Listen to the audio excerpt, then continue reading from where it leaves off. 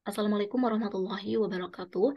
Di video kali ini saya akan membahas prediksi soal untuk soal-soal psikotes program Fresh Graduate yang diadakan oleh PT Freeport Indonesia. Jadi bagi teman-teman yang sedang mempersiapkan diri untuk mengikuti tes psikologi atau tes psikotes dari program Fresh Graduate yang diadakan oleh PT Freeport Indonesia di tahun 2023 ini, maka bisa menyimak video ini. Oke, sebelum membahas beberapa soalnya, pertama saya akan jelaskan bahwa di dalam tes psikologi atau tes psikotes dari program Fresh Graduate yang diadakan oleh PT Privat Indonesia, itu ada dua tahapan asesmen. Yang pertama ada asesmen tahap 1 yang terdiri dari tes verbal dan tes numerik. Yang kedua ada tahapan asesmen tahap 2 yang terdiri dari tes kepribadian. Oke, di video sebelumnya saya telah membahas soal-soal terkait dengan tes numerik di asesmen tahap 1, dan di video kali ini saya akan fokus untuk membahas dari tes verbal yang ada di asesmen tahap 1 ini. Oke, jadi untuk tes verbal ini bertujuan untuk mengukur kemampuan untuk memahami laporan tertulis yang bersifat semi teknis dan secara akurat menarik kesimpulan logis dari laporan. Jumlah soalnya ada 20 yang harus dikerjakan dalam waktu 10 menit. Nah, dalam tes verbal ini ada beberapa bacaan, di mana nanti setiap satu bacaan terdiri dari beberapa soal. Tipe soal dari tes verbal ini adalah memilih satu dari 3 jawaban yang disediakan, berupa jawaban benar, tidak bisa menentukan, dan salah. Yang perlu diingat oleh teman-teman semuanya di sini, bahwa hanya ada satu pilihan jawaban saja yang benar, sehingga kita perlu mengerjakannya dengan hati-hati seperti itu ya. Oke, kita akan langsung aja membahas beberapa soal tes verbal yang ada di asesmen tahap 1 tes psikologi atau tes psikotes dari program Fresh Graduate PT Freeport Indonesia. Nah, ini ada bacaan. Teman-teman bisa baca secara sekilas atau skimming untuk bacaan yang ada di soal ini. Kemudian pertama kita langsung aja lihat soalnya. Jadi untuk soal nomor 1, sleep training tidak hanya berguna untuk anak, tetapi juga untuk orang tua. Pernyataan tersebut, 1 benar, 2 tidak bisa menentukan, 3 salah. Oke, setelah melihat pernyataan di soal, maka teman-teman bisa fokuskan untuk melihat kalimat yang memuat pernyataan yang ada di soal. Jadi kalau kita perhatikan, untuk soal nomor 1 ini, pernyataan ini termuat dalam kalimat di paragraf terakhir, di mana kalau kita perhatikan di sini, selain memberikan manfaat untuk anak, sleep training juga sangat berguna untuk para orang tua, khususnya sang ibu. Oke, jadi kalau kita perhatikan untuk soal nomor 1, di mana pernyataannya adalah sleep training ini tidak hanya berguna untuk anak, tetapi juga untuk orang tua, maka pernyataan ini sesuai dengan bacaan yang ada di bacaan seperti itu, sehingga pernyataan tersebut bernilai benar. Oke, selanjutnya kita lihat untuk soal nomor 2. Setelah mengajarkan anak sleep training, orang tua tidak perlu menenangkan anak ketika menangis. Pernyataan tersebut, oke, kita perhatikan di sini, di paragraf pertama, untuk kalimat terakhir, di sini dijelaskan bahwa meskipun mengajarkan anak untuk bisa mandiri, para orang tua tetap perlu menenangkan anak ketika menangis. Jadi kalau kita perhatikan, pernyataan yang ada di soal ini bertentangan dengan bacaan di kalimat terakhir ini ya, sehingga pernyataan tersebut bernilai salah.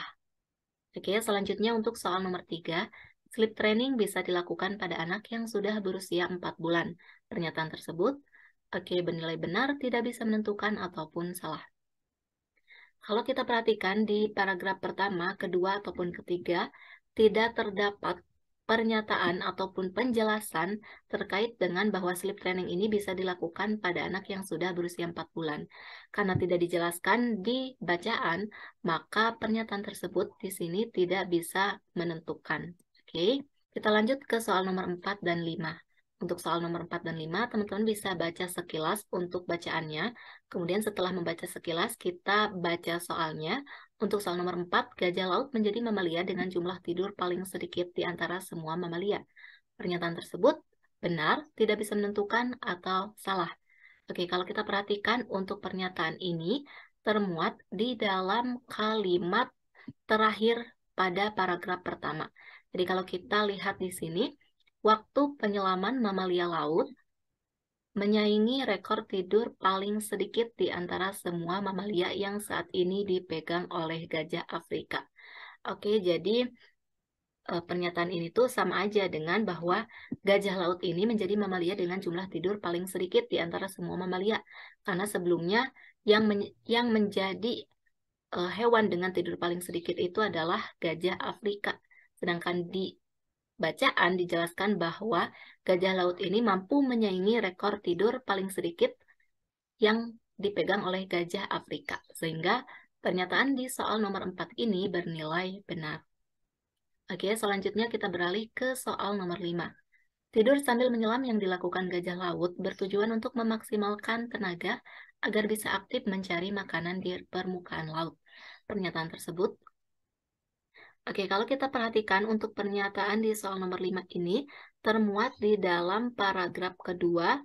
Kalau kita perhatikan di sini di kalimat pertama dijelaskan bahwa tidur sambil menyelam memungkinkan gajah laut menghindari predator. Mereka paling rentan terhadap predator termasuk hiu dan juga paus pembunuh saat berada di permukaan laut.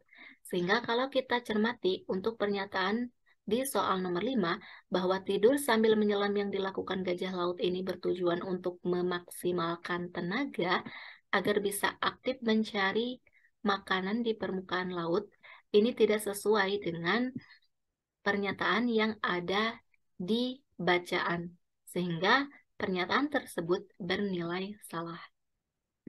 Oke, kita lanjut ke soal nomor 6-8. Untuk soal nomor 6-8, teman-teman bisa membaca secara sekilas atau skimming bacaan tersebut. Kemudian kita baca soalnya.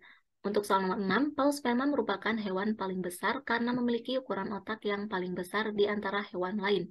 Pernyataan tersebut benar, tidak bisa menentukan, atau salah. Oke, kalau kita perhatikan pernyataan di soal nomor 6 ini termuat di dalam paragraf ketiga. Oke, di kalimat awal. Jadi kalau kita lihat, meskipun memiliki otak paling besar, paus sperma bukanlah hewan terbesar di dunia. Dan paus biru masih menjadi yang terbesar.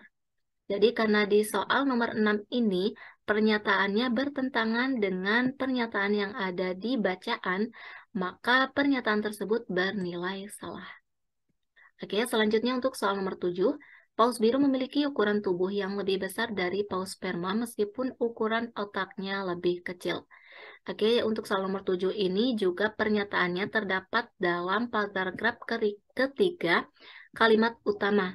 Jadi kalau kita lihat di kalimat utamanya, meskipun memiliki otak paling besar, paus sperma bukanlah hewan terbesar di dunia, dan paus biru masih menjadi yang terbesar. Oke, jadi untuk soal nomor 7 ini, pernyataan tersebut bernilai benar.